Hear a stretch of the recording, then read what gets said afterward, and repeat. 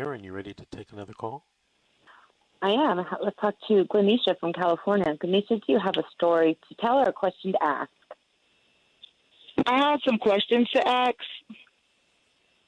Go ahead. I wanted to ask about if one of the parents had moved out of state, the parent that is not in the case. Do you get me? Because I have a case, but my kid's dad, they didn't have a case, so they were able to get the children. And one of them were able to move out of state with the child. I wanted to know if I had any say-so in that. Well, you can contest or have a trial on that issue to try to stop the move. And then if you weren't successful, you can also appeal it so that the child, try to get the Court of Appeals to rule that the child can stay here or should stay here in California. Okay, and then also I wanted to know about the sibling visits, because I have 3 children and they were all in different homes, and the court order was that they would have sibling visits, but it was in compliance. You mean it wasn't happening? Yeah, it wasn't happening, at all. It wasn't happening at all. When a court makes an order and, someone in the case is not complying with that court order, another party can file a motion for contempt to try to get the court to force the other party to comply with the court orders. And maybe you should talk to your attorney about doing something like that. Yes. You guys are in California, right? Yes, in Los Angeles County. Okay. So I just wanted to know how I can make an appointment with one of your attorneys. Okay. If you have a pencil, I'll give you a telephone number. It's 888-6582.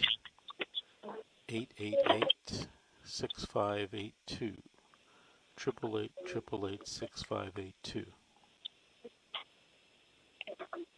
Glenisha, I want to thank you for calling and thank you for listening. Call us back in the next few weeks and give us an update on your case. Hey, Erin. I'm here. I have a question for you. What's going on in your case? We're not going to mention any names, of course, but tell us what's going on in your case. I have filed my 388 petition, and it was denied, so I just filed an appeal, put the paperwork in 2 days ago, and now we're waiting. So in the meantime, I have been just doing the best to make the most of my visitations. I help other parents that are in the building. I hand out snacks and little games and toys. I've done all of my services. I can't stress enough how important to do your court-ordered services are. Begrudgingly or not, you have to do them.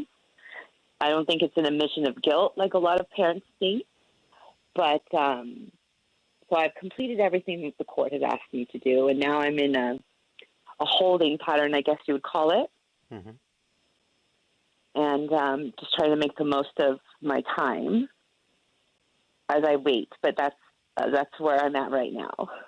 You and I were talking about this off the air, and when the court denied your 388 petition, it gave some reasons why it denied the 388.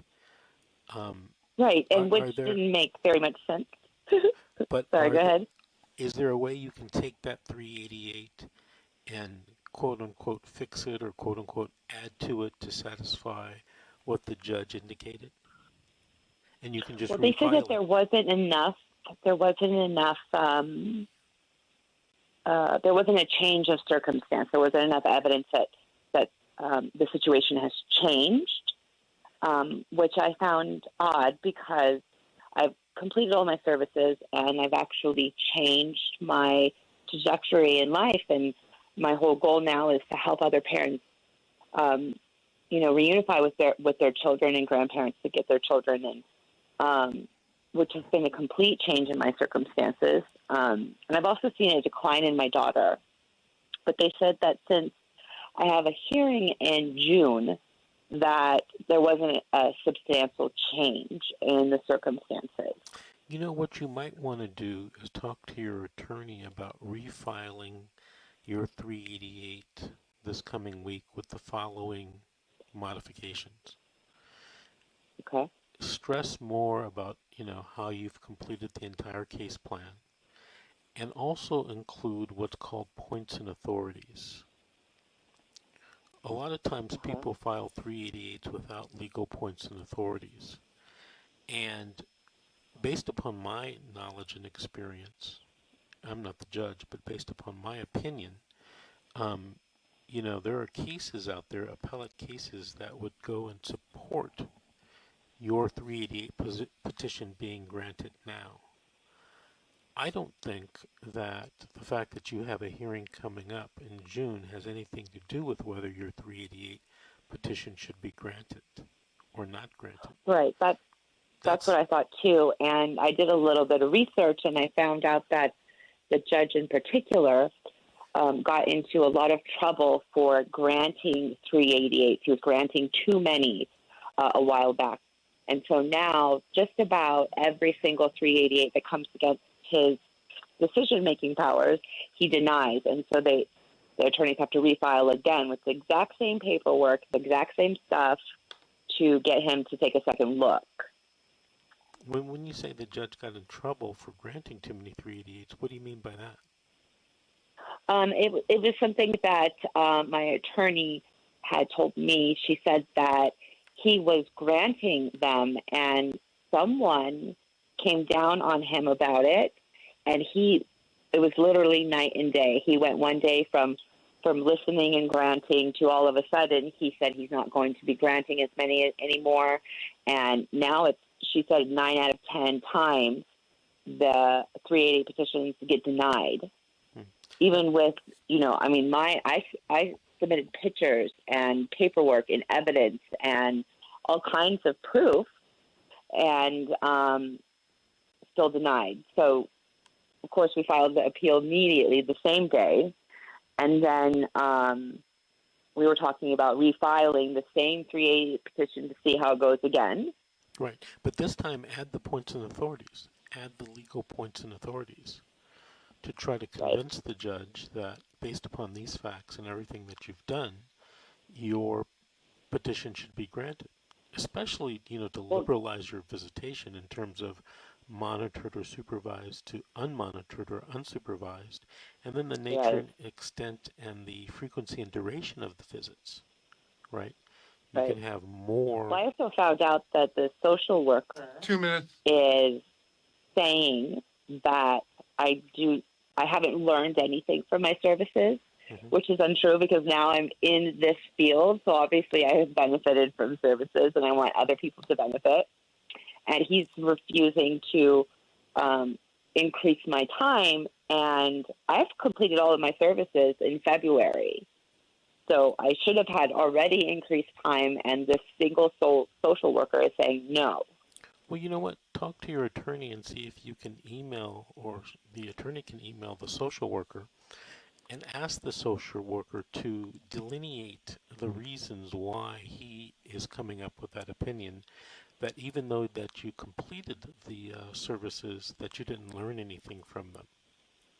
Right. Well, one of the reasons this is funny is because I refused to co-parent with my ex-husband, but we have a restraining order.